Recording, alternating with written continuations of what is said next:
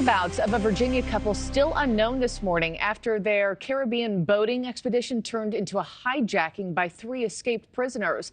Let's walk through the timeline of events together here. Seasoned sailors Kathy Brandel and Ralph Hendry left Hampton, Virginia for Antigua back in November.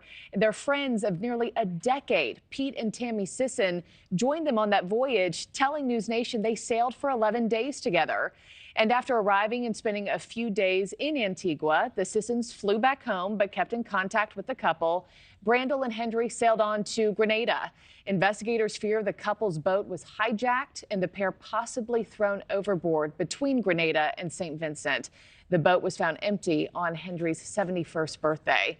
Tammy and Pete Sisson say they're holding out for a miracle that their friends will be found, and they join us now this morning.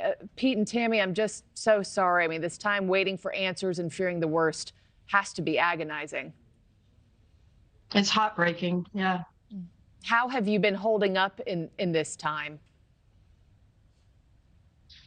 Well, obviously the news just seems to get worse. And originally we were very hopeful that this was some kind of a freak thing, and Ralph and Kathy would swim into a beach somewhere or show up on their tender, and this would all be over. And unfortunately, the news is just not good right now. Mm-hmm. When was the last time you spoke to your friends? We after we left them in Antigua, we conversed through text messaging, and probably around the holidays was the last time that we had some texting going on. Mm-hmm. I know they were enjoying paradise down there, and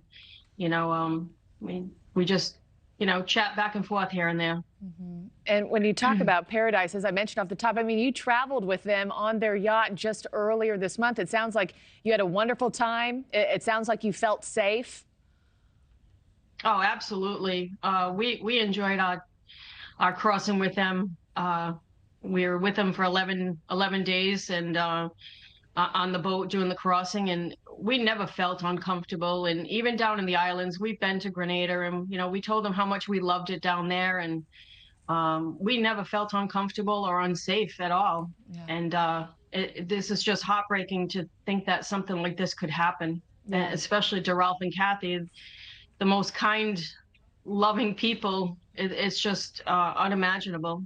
They seem wonderful just from their photos. I understand when y'all would go take day adventures, you just leave the boat unlocked. That's how safe you felt. Based on what you know, what you've heard from police and also their family, what's your gut check on what's happened to your friends and whether or not they're alive this morning?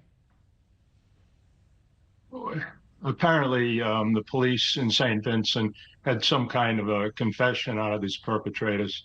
And from what we're hearing, it doesn't sound like there's much hope that they'll be found alive.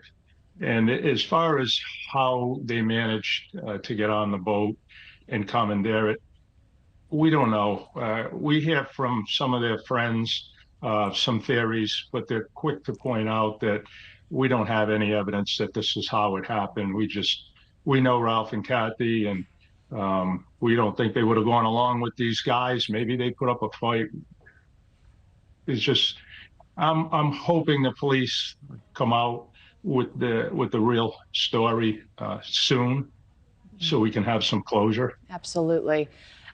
Lastly, when I was thinking about talking to the two of you this morning, I thought to myself, it must hit hard that had this happened just a few days earlier, or if you had continued on with the couple, the two of you could have been on that boat.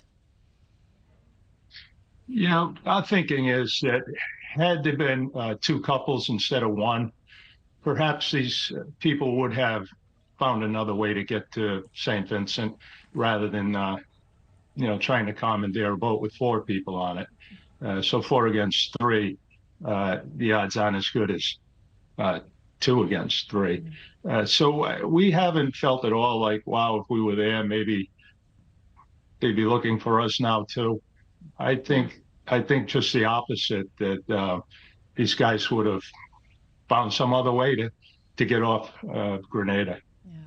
Well, I certainly hope you're not beating yourself up about that this morning. We're praying for them. We're praying for both of you, Tammy and Pete Sisson.